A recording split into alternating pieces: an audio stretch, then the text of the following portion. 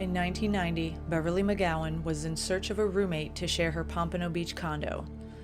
A woman soon contacted Beverly, who met all of the requirements and was very likable. The woman, named Alice, hailed from London, drove a nice car, and appeared to be very well-to-do. Shortly after moving in together, the women found a shared interest, numerology, and Alice offered to create a chart for Beverly. Numerology charts are usually created using a person's birth name and date and can identify significant numbers and patterns that might occur during the person's lifetime.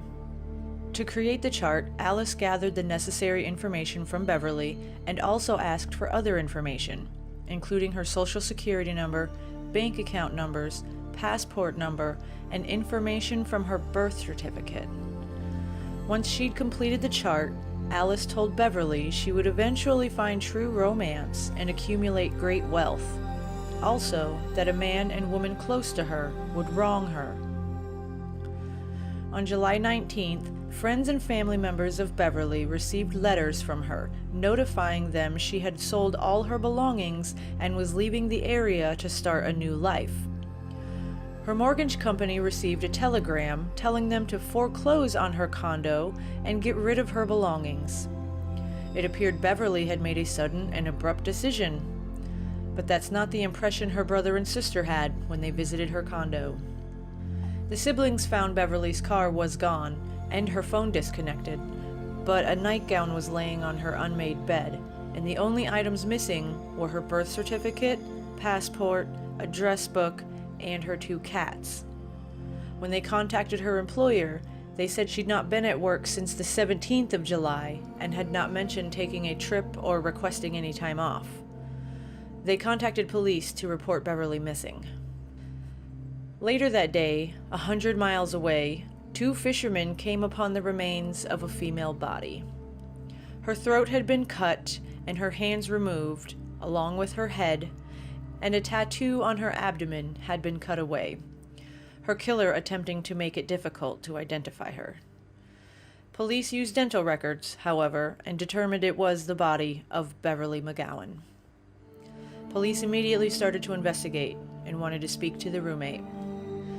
Alice had been seen using Beverly's credit cards after the 17th of July, shopping at the Aventura Mall, and buying a plane ticket to travel to England under the name Sylvia Ann Hodgkinson. Once there, a man used a credit card to pay for a rental car from the Heathrow Airport. That is the last time Beverly's credit card was used. A few weeks later, Sylvia Ann Hodgkinson flew from London to Los Angeles and rented a car under the name Charlotte Cohen. In May of 1991, a woman was pulled over in Miami for driving an overdue rental car. The car had a stolen license plate on it as well. The driver had identification for both Charlotte Cohen and Sylvia Ann Hodgkinson, but the police eventually let the woman go, and that is the last lead Beverly's investigators had for several years. Using what they knew about Alice and her aliases, detectives found Charlotte Cohen and were able to learn a lot more about the woman who called herself Alice, who was only pretending to be a woman of means. Elaine Parent is her real name, and she made a habit out of posing as someone of means, who was also a numerology expert, who stole her victims' identities by offering them numerology charts that required much more information than should be necessary. Police knew they had the right person, and now they had her name. They used the media to notify the public. Knowing her identity didn't help locate Elaine Parent, however. Able to vastly change her appearance and use any identity she has cleverly managed to steal, she became known as the Chameleon Killer, and it seemed Beverly's killer would remain free to create more victims and taunt investigators who were hopelessly lost. In 1992, Parent successfully sued the state of Florida in a slip and fall accident using yet another alias. And in 1998, she sent a photograph of a painting of herself to the police, and on the back was typed, "Best wishes, your chameleon."